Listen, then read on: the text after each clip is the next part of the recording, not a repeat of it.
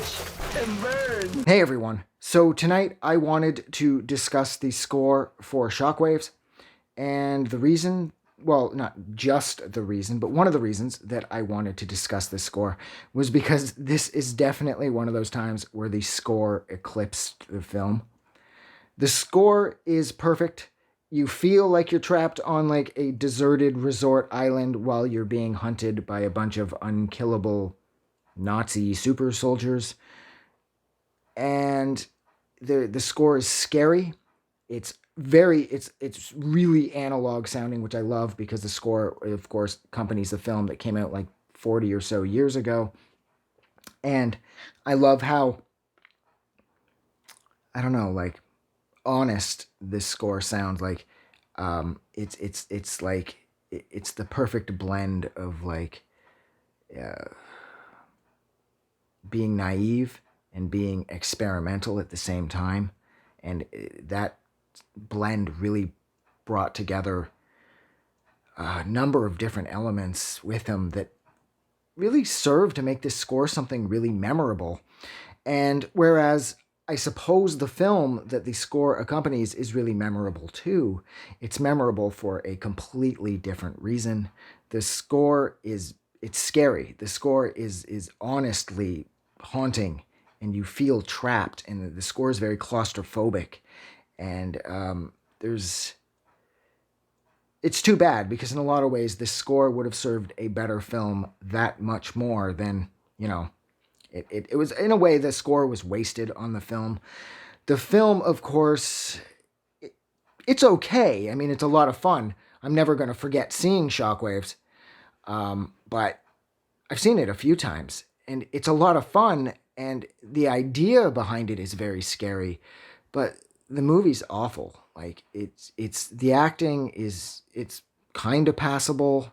The characters are all like paper thin and really one-dimensional, and they do things that just don't make sense. And then one of them, if memory serves too, there's one point in the movie where one of the characters figures out that if you take off the Nazi super soldiers' eyewear, they are wearing these black goggles, that they die. Or at least that's what we're led to believe, because then for the remainder of the film, they don't tell anybody this discovery, and they don't attempt to cut off the goggles from the other Nazi super soldiers. So that example there about the cutting off the goggles and then not telling anyone about it, and trying to, like, you know, disseminate there in order to spread the word that this is how we get rid of them, that sums up the whole film. It's not the greatest movie. I do love where the movie was shot. It's a legitimate, like, deserted resort on an island somewhere. I thought that was amazing. In the movie, it was scary, more like, you know, if this was happening to you, you'd be terrified. But then again, when you toss in any supernatural element into any situation, if you had to go through that, it would be absolutely horrifying.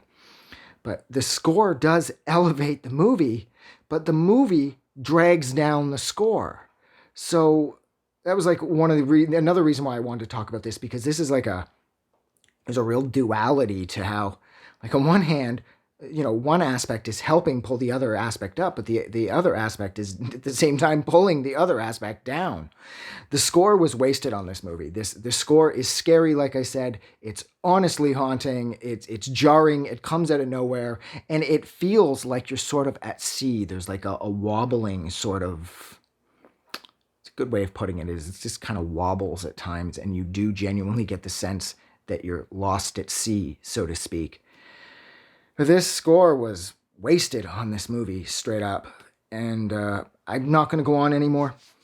The primary reason why I wanted to discuss this was because I felt that this score was greater than the movie. And a lot of the times, it's the other way around. The score is sort of inconsequential. Like, it could be there, could not be there. It doesn't really matter, because a lot of the times a film score will just sort of play in the background, and most people won't even hear it.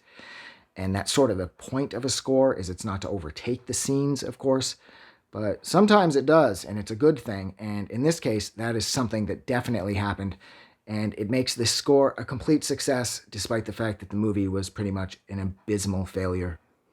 So, if you liked this review, don't forget to do something nice for somebody.